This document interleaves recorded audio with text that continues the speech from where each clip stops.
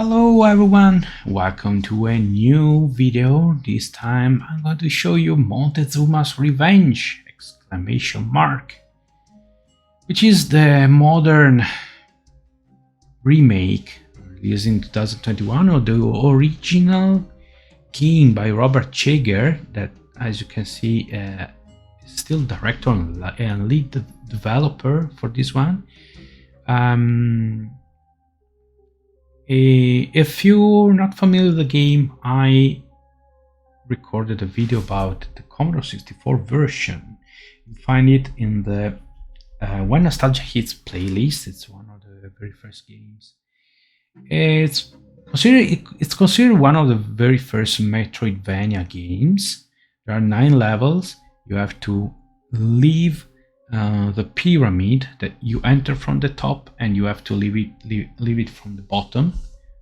That was the layout of the pyramid over there.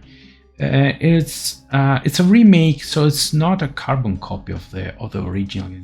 A couple tweaks here and there, and also there's support for modern graphics and also other things like scrolling, side screen scrolling, and stuff like that. But the game is pretty much the same. So when you start, you select if it's modern or retro. Initially, I'm going to show you retro, and then I'm going to show you modern. Okay. And yeah, we're going to start from level 1. Yes, this is it. Now, the graphics are based on the DOS version. I think the Commodore 64 version is slightly better. Slightly more colorful, maybe. It was back in the day when IBM compatible DOS or DOS game didn't necessarily mean it was the best version available. It was also ported for a number of platforms. Okay, Commodore 64 is the one I had and played. So as you can see, this is there are these, every room fits one screen. Okay, and yeah, so there are some hazards like snakes. You don't have to touch them. I touched it and I paid with 1 life. On the top left of this corner, there's a Panama hats. Also, one thing, in the original game, Parker Brothers, who bought the rights for the game from Jaeger, renamed the main character as Panama Joe because he was wearing a Panama hat. But actually, Jaeger said that he's okay. That was a bad jump. He was actually meant to be called Pedro, so he's now called Pedro, like he's meant to be. I already lost 2 lives in the most stupid way, and also there's a mouse cursor right in the middle of the screen. This is a mallet, which makes you vulnerable.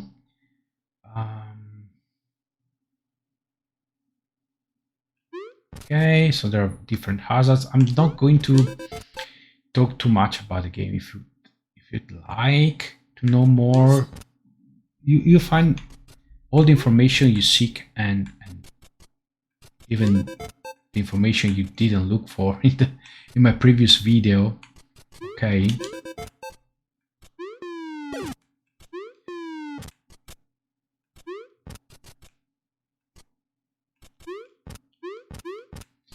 So I'm currently playing with a controller. Okay, it's an Xbox Elite controller, but it's an Xbox controller. It's better than the joystick we used to, the Commodore 64 joystick, and that was a mistake. It's not the ideal though.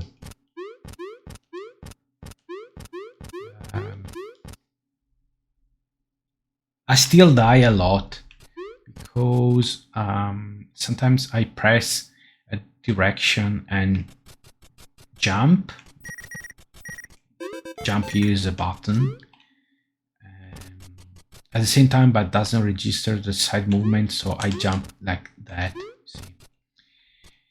Playing on the keyboard is, I think it's better, it's easier, it's more precise.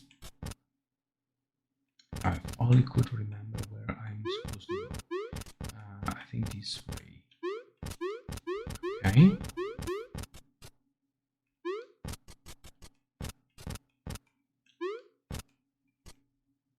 So there are some differences, I said, right? Gameplay wise. The first difference is that there are 4 different key colors. In the base game, there are red, teal, which is actually white, and blue. While here you have the gold keys as well. There's 1 gold door, as far as I can tell, which is the very last door before the exit. And you have to go through a very dangerous room to recover it. And so I think it's this way. No. Probably it's not this way. That's one difference. Another difference is that, okay, those masks over there, okay, oh yeah, these are like secret stuff. I'm dead. Okay, collectibles. If you there are 3 hidden in every level, and I don't know what happens if you recover all of them. I think something good, but I'm not sure. There's another one here. Okay, that was that was something.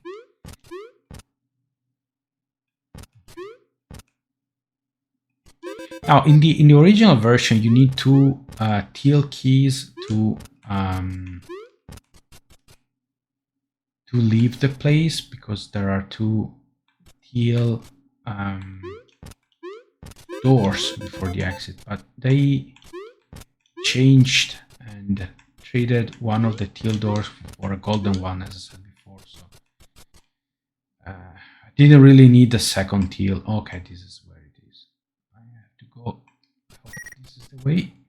Yeah, that's a golden key. Here there's a golden door. You cannot see it because it's dark and I didn't pick up the torch, and you have to go through this. I imagine that this is how it was meant to be in the beginning.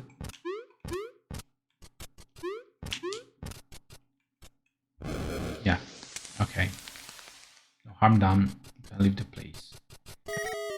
Okay, so here, yeah, there are some.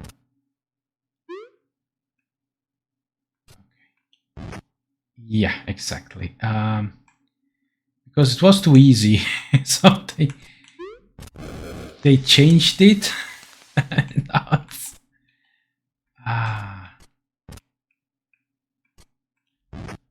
and I died. That's horrible. No. That was it. Yeah, game over. Ignominious, really. They made the last jump very hard. They shortened the platforms a lot, and if you don't see them, getting the jump right is it's not easy. Okay, so I'm going to play it again, but this time with a modern style. Okay, so they changed pretty much everything, sound, graphics. Okay, and as you can see, the screen is scrolling. Which you can change it.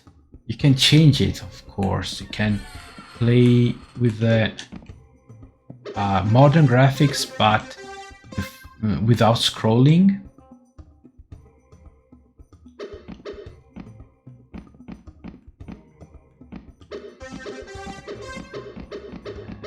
Yeah, I like the graphics though. I like the style. The scrolling, not so much, to be honest. But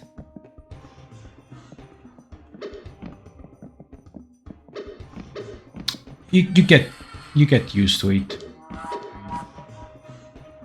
Not a deal breaker.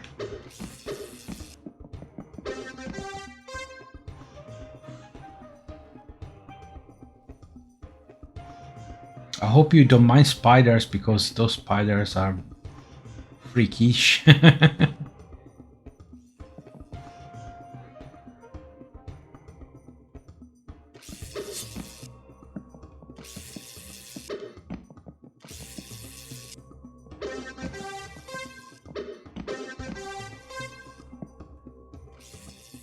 Yeah, there are still visible walls of the between the rooms. Okay, so gameplay wise it doesn't change very much. Just that Pedro, that's not code, is always in the middle of the screen now. Moving left and right. Yeah, to get this.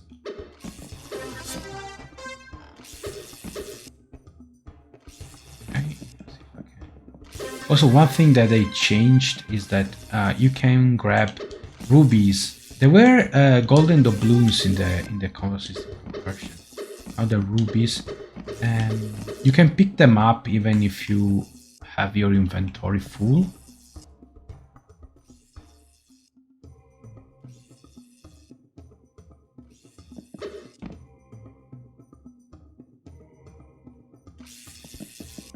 Which is, I think it was how it was meant to be. It's just that at least the Commodore 64 version, probably there were some limitation due to the machine. To be honest, I haven't played the original DOS version, so they did something different with that.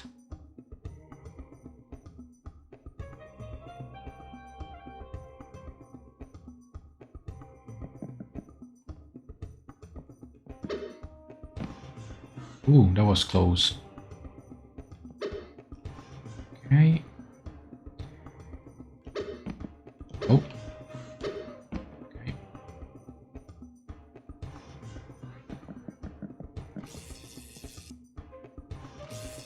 Okay, I don't really need that.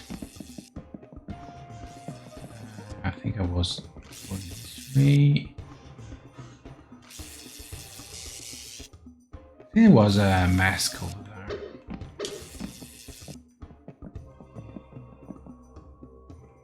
I don't need that white key. Okay, I just need to go this way, and this is the final room. Let's see if I can do it this time.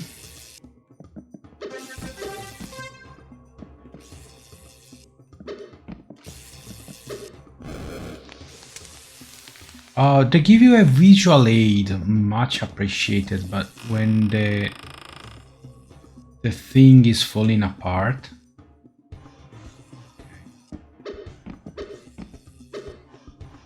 It's easier if I jump here. Yes, I made it.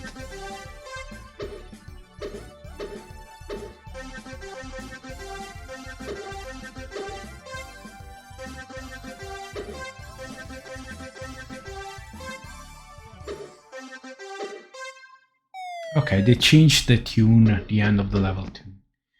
And here we are. So this is it. Montezuma's Revenge! Exclamation mark. The remake 2021. It has the same charm and challenges of the original, the little tweaks that they made. Oh, another thing is that if you wait for too long in the same room, especially the higher difficulty levels, there's a bot that comes down and kills you. By the way. Yeah, but it's very entertaining. It's very entertaining after all, and cannot. Yeah, it's $3 on Steam, so it's really. I bought it mostly because I play so much with the original, and you know, it's good to give back some love to the original developer. Yeah, it's a challenging game though. Requires to keep your cool when the controller is not responding. I advise using a keyboard instead, but it's perfectly playable on a controller as well. So yeah, that's it, and that's all for this video. Thanks for joining me. Hope you enjoyed it. You found it informative. If you have anything to ask or to something to share, feel free to write in a comment. Appreciate reading them. I try to reply them as fast as possible.